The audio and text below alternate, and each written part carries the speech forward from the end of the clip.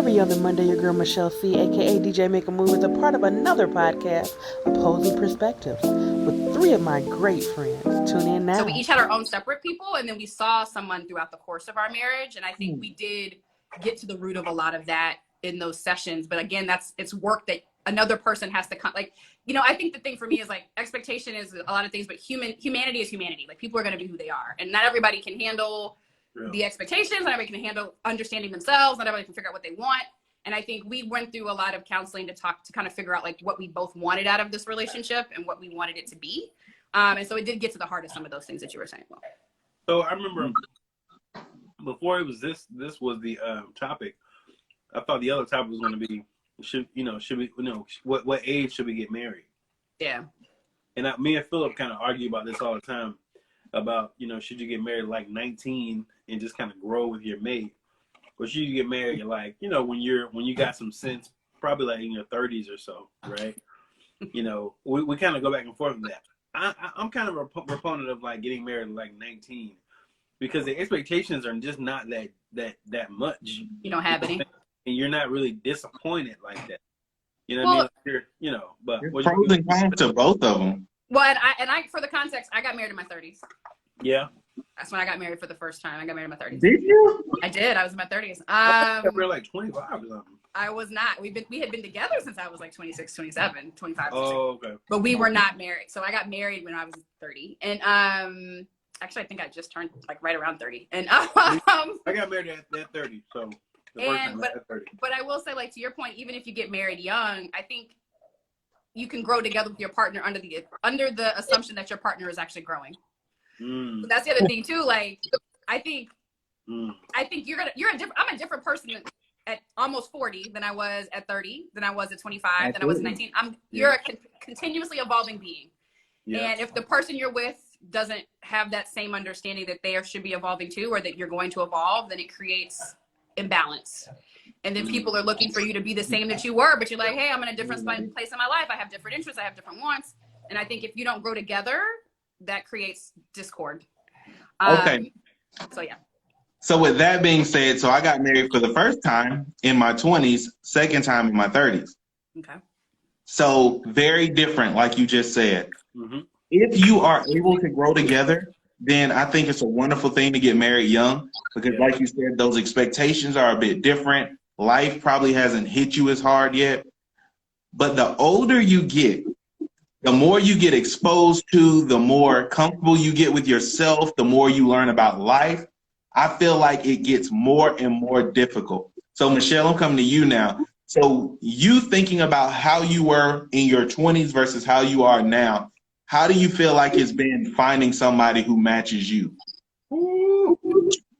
That's a great question. I don't think there is anyone like me. Honestly, not trying to be funny, but like, if you're trying to find someone that is on your same, I guess, wavelength as far as what you want to build a relationship with, there is no one that is on the same mental like that I want. So you then versus you now, you feel like it would be about the same as far as finding someone? Honestly, yes, because I've always been, I guess, the quote unquote old soul. I've never been let me hit the club and stay out in the streets all night or whatever. Somewhere I was probably selling some products or something. So, I mean, I ain't never been just hanging out like that unless it was money to be made. So I've always been on that type of level. And apparently we're all buffering right now. But we're back. It's over. It was a quick we're good. We keep going. But most of the people that I run into that are, unfortunately, I don't want to, not all men, but most of the men that I ran into in my 20s, they have the same mind frame in their 40s.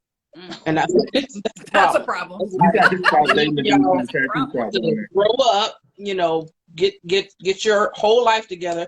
Like it's a lot of stuff that I can't speak for all men, but there's a lot of stuff that men are doing there are a lot of stuff that men aren't doing that they should be doing.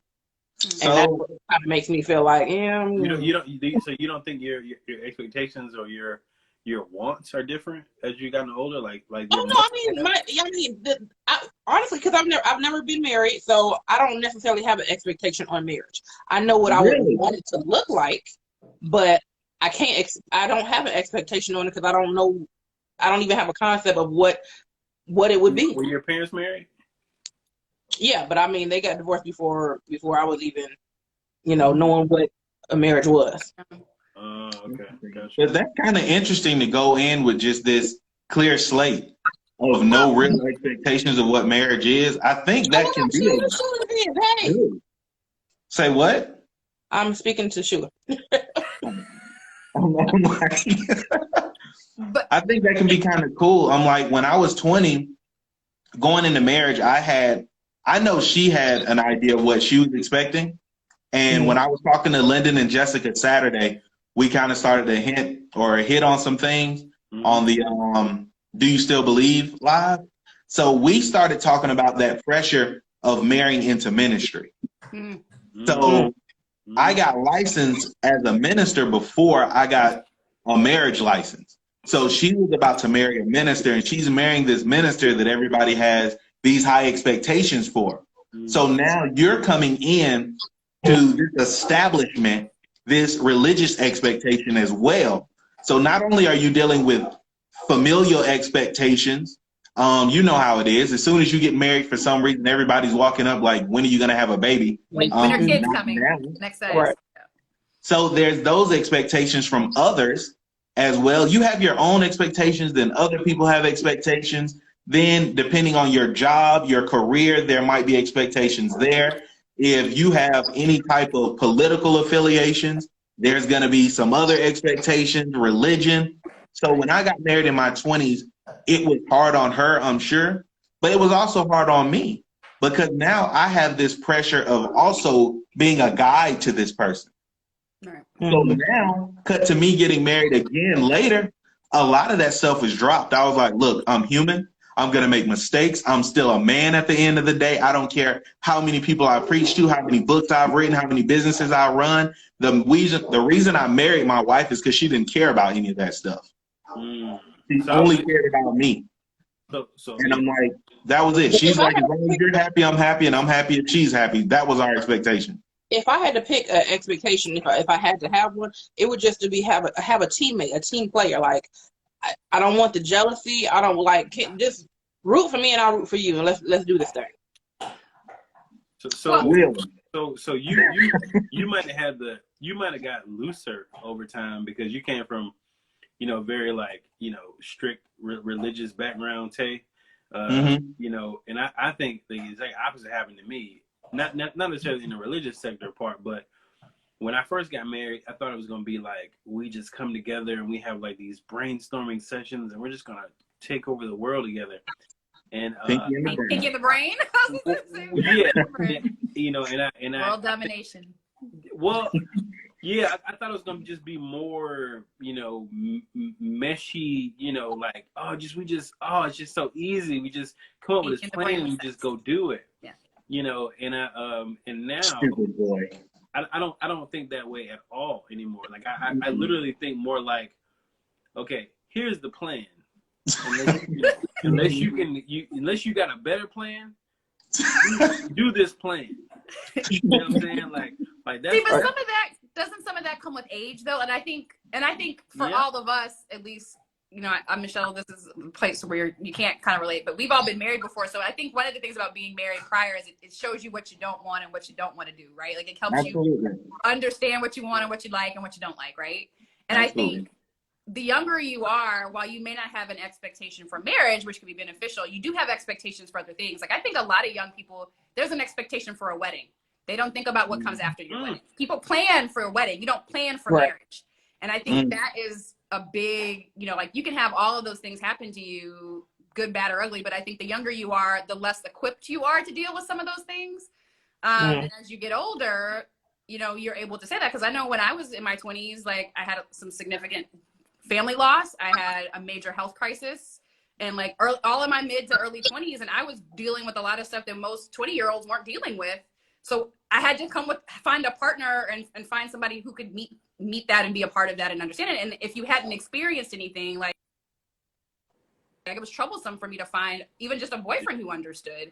And I think as I got older, I was able to cope. I knew myself better. I knew what I wanted better. I was able to do those things and articulate that in a relationship, including in a marriage. It just unfortunately didn't work out for me in my marriage, but we worked towards that. And I think there is something to be said for being a little older and having that experience behind you, because then you can, like you said, you can say like, this is the plan.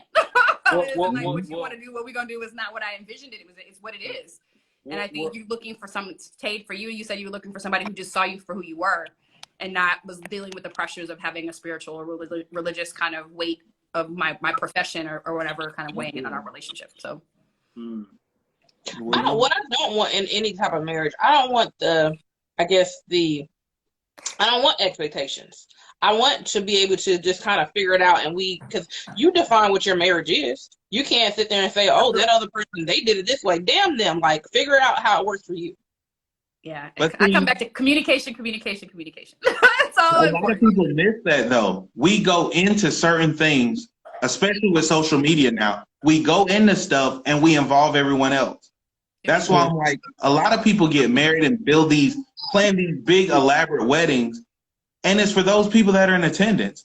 You're still trying to impress people. You're still trying to prove stuff. And then we'll go into a marriage and still have these expectations to show somebody, like, I'm not going to do like my parents did. I'm not going to do like my friends did. I'm not going to do like these people. You're going to succeed. And that adds pressure as well. So you have all these unnecessary pressures because of these unnecessary expectations placed on you by yourself, by society, by your religion, by your career, by all these other things. And you can't just go into your marriage and create what you want.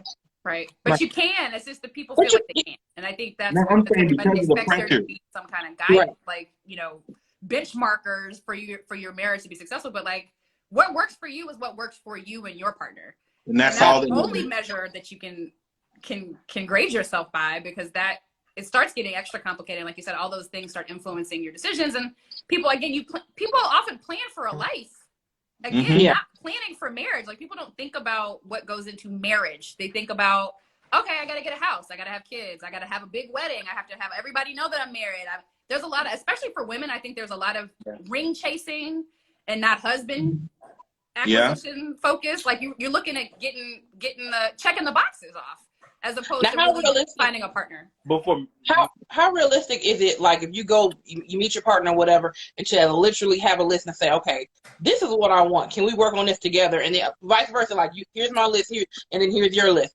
How can we join this together and make it work for each other? Very realistic. You should be having those conversations with anybody you're considering being in a relationship with for longer than a year. Like, I think, like, especially if you're talking about marriage, you should be able to talk to your person about your goals, your expectations, what you want marriage to be like for you, what they want it for them, and meet in whatever middle you guys find for yourselves. Like, 100% doable. Yeah, because I'm on for, like, no talk Tuesdays. Like, I don't want to talk to you guys on Tuesdays, but any other day, we're good. Wait, what? How do we even get there? Wait, I think that's important too. Having space. Because listen, every time, everybody needs their me time. And I realize, like, if you're in a marriage, you're going to have to be with this person every damn day. Also, it's going to be one of the days you're going to want to not be bothered. Stay tuned. Part 3 drops Thursday.